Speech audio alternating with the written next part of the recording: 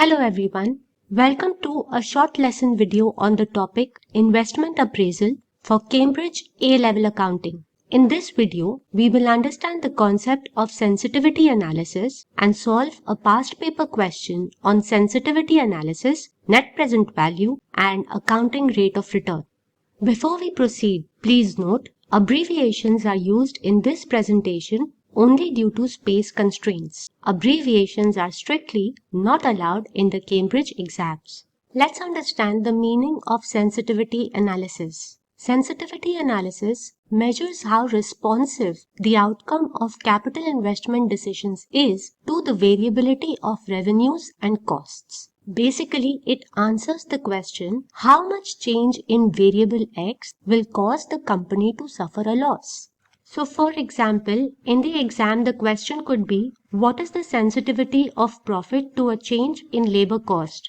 Which means that they want you to find out how much increase in labor cost will cause the profit to become negative. Similarly, they could ask you, what is the sensitivity of profit to a change in selling price? Which means they want you to find out how much reduction in selling price will cause the profit to become negative. Or they could ask you, what is the sensitivity of discounted net cash flows to a change in material cost? Which means that you have to find out how much increase in material cost will cause the net cash flows to become negative. The formula for sensitivity analysis is profit or discounted net cash flows upon the variable like selling price, material cost or labor cost multiplied by 100. We will now solve a past paper question on sensitivity analysis. This is October-November 2018 paper variant 3.1. Murray wants to produce a new product, and to make this product she needs a new machine at a cost of $250,000 with a useful life of 4 years. We have been given the expected sales volume for the 4 years. The selling price will be $30 per unit and will remain unchanged. The labor costs are $15 per unit. They are expected to increase by 2% in year 3. There are no further expected changes in labor costs per unit in year 4. The material needed for each unit is 3 kilos at $2.75 per kilo. Material cost per kilo will remain unchanged.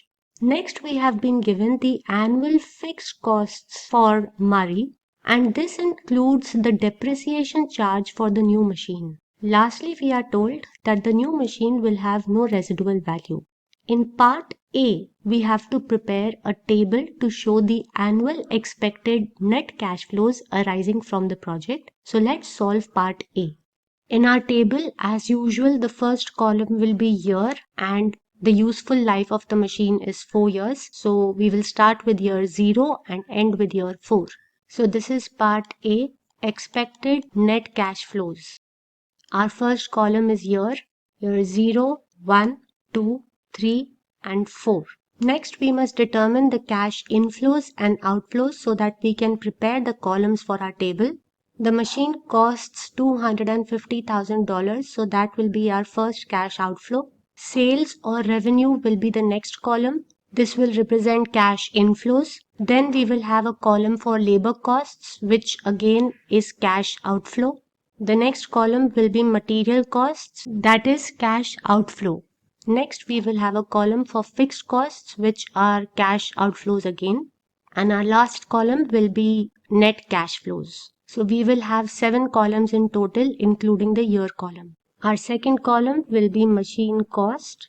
Then we have revenue, labor, material, fixed cost, and finally net cash flow.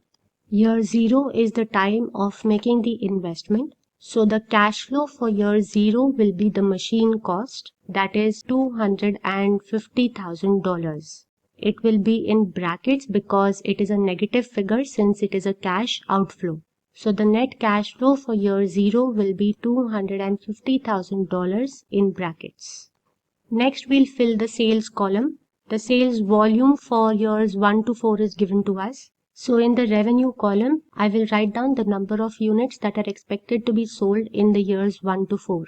So in year 1, 20,000 units are going to be sold.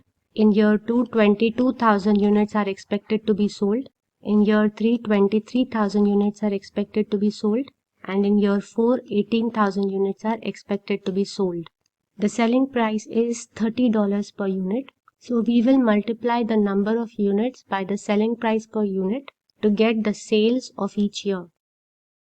So for year 1, the sales are $600,000. For year 2, $660,000.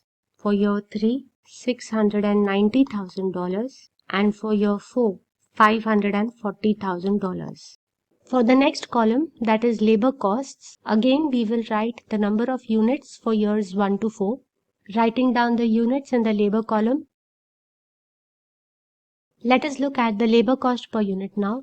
In point 3, we have been told that the labor costs are $15 per unit for years 1 and 2. For years 3 and 4, the labor costs increase by 2%. So for year 1, the labor cost will be 20,000 units into $15 per unit, that is $300,000 outflow. For year 2, the labor cost will be 22,000 units multiplied by $15 per unit, that is $330,000 outflow.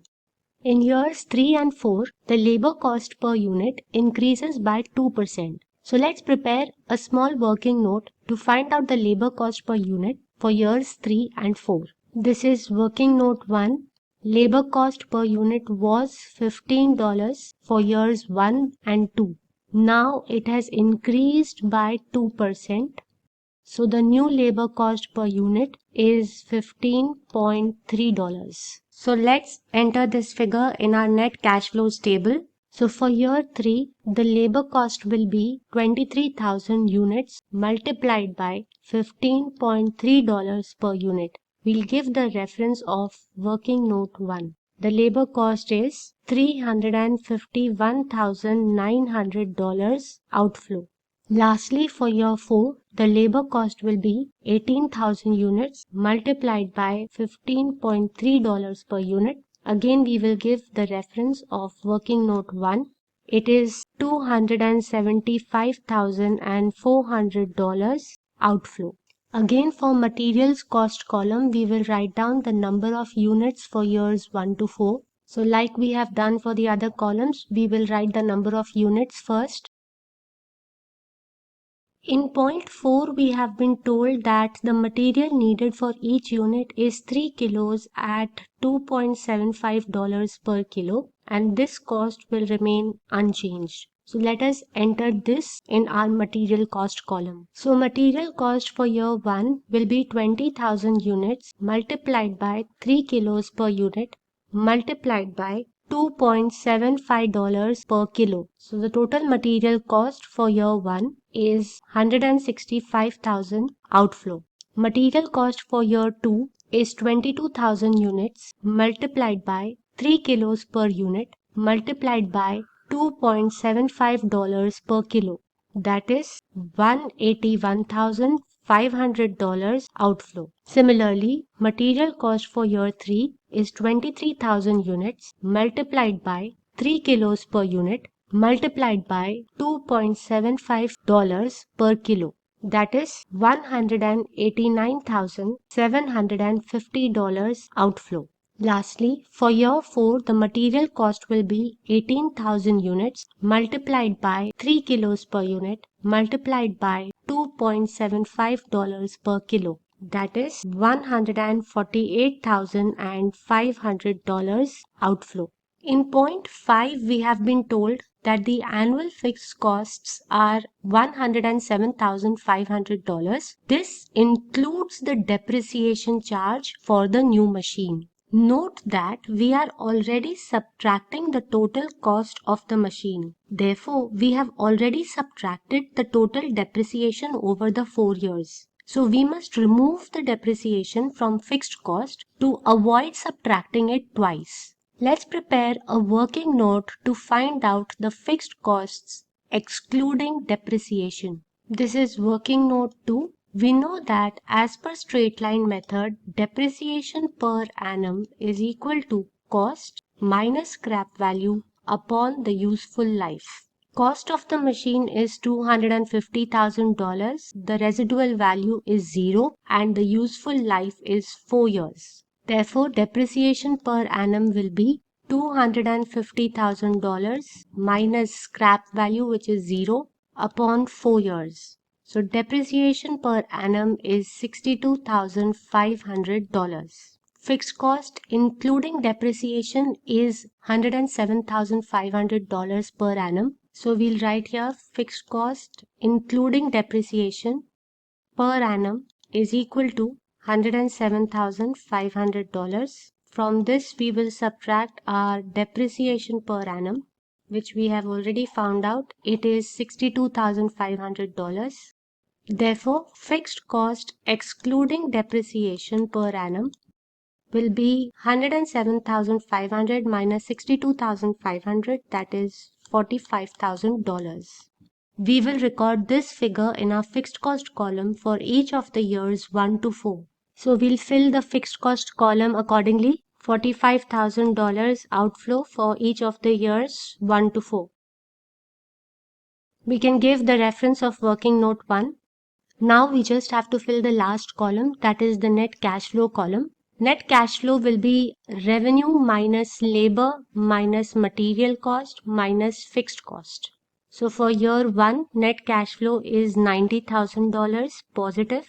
For year 2, it will be $660,000 minus $330,000 minus $181,500 minus $45,000. $103,500. For year 3, it will be $690,000 minus $351,900 minus $189,750 minus $45,000. $103,350. For year 4, it will be $540,000 minus $275,400 minus $148,500 minus $45,000. $71,100. Now we must find out the total net cash flows for the 4 years. So that will be negative $250,000 plus $90,000 plus $103,500 plus $103,350 plus $71,100. So total net cash flows are $117,950. With this we have completed part A of the question. Next, we have been given discount factors for Marie's cost of capital, which is 10%. In part B, we have to calculate the net present value or NPV of the project. So let's start solving part B. So this is part B, net present value of the project. We will have the usual columns for the NPV table, that is year, net cash flows, discount factor at 10% cost of capital, and finally we will have the present value column. We already know that the life of the machine is 4 years, so the year column will be filled accordingly. We start with year 0 and then write years 1 to 4. We have already found out the net cash flows in part A of our answer, so we will fill the net cash flow column with those figures. Next, we will complete the discounting factors column by using the discount factors given to us in the additional information. So we'll write the discounting factors in the discounting factors column. Present value column will be net cash flows into discounting factor. So 250,000 negative for year 0, 90,000 into 0.909 for year 1, that is 81,810. 103,500 into 0.826 for year 2, 103,350 into 0.751, 71,100 into 0.683. Now we can find the net present value, which is the total of all the present values. So 250,000 negative plus 81,810 plus 85,491 plus 77,616 plus 48,561. $43,478 is the net present value. It is a positive net present value. With this, we have completed part B of the question. In part C, we have to calculate the accounting rate of return or ARR of the project. So let's solve part C. This is part C. We know that the formula for ARR is average annual profit upon average investment into 100, where average annual profit is equal to total annual profit divided by number of years, and average investment is equal to initial investment plus scrap value upon 2. We have already found out total annual profit in part A of our answer. It is 117,950. This figure has been found after subtracting the total depreciation of $250,000. Therefore, average annual profit will be total annual profit of 117,950 from part A of our answer, divide by number of years, which is 4 in this sum. Hence, average annual profit will be $29,488. Initial investment is $250,000. There is no scrap value. Hence, average investment will be $250,000 plus 0 upon 2, that is $125,000. Therefore, ARR is equal to $29,488 upon $125,000 into 100, which gives us 23.59%. With this, we have solved part C of the question. Next, we are told that Marie expects an ARR of 20% on all projects. In part D, we have to recommend whether or not Marie should proceed with the project, and we have to justify our answer. So let us solve part D. To do that, we'll just revisit our workings in part B. In part B of our answer, we have already seen that our NPV is positive, which is a good thing for Marie because it means that the discounted inflows are greater than the discounted outflows. So this is part D of our answer. So NPV is positive. Now Marie wants at least 20% return on her project. And we have already seen in part C of our answer that Marie's return on this project is 23.59%, which is greater than her expected rate of return of 20%. So this is also a good thing for her. So ARR, which is 23.59%, is greater than expected return, which is 20%. So since all the things are in favor of the new project, we will say that Marie should proceed with the new project. With this, we have completed part D of the question. In part E, subpart 1, we have to calculate for year 1 the sensitivity of the project profit to the selling price. So this is part E, subpart 1. We have to find out the sensitivity of profit of the first year to the selling price. We already know the formula will be profit of the first year upon revenue multiplied by 100. We need to find the profit of the first year. For this, we need to refer to the table that we have prepared in part A. Profit of year 1 will be revenue of year 1 minus labor cost of year 1 minus material cost of year 1 minus fixed cost of year 1 minus depreciation for year 1. So we'll start calculating year 1 profit by taking the figures from the table that we have prepared in part A. Revenue 600,000 minus labor 300,000 minus material 165,000 minus fixed cost 45,000 minus depreciation. We have already seen in working note 2 that depreciation per annum is $62,500. So depreciation for year 1 is $62,500. Now we can find out the year 1 profit. Profit will be $27,500 for year 1. So we will write that in our formula. Sensitivity of profit of year 1 to the selling price will be 27,500. This is the profit figure that we have taken to our formula. Divide by revenue of year 1. Revenue of year 1 is 600,000 multiplied by 100. We get 4.58%. We'll now solve part E subpart 2. In this part, we have to find the sensitivity of the project profit of year 1 to the material cost. So part E, subpart 2, sensitivity of year 1 profit to material cost. We know the formula will be profit of year 1 divided by material cost multiplied by 100.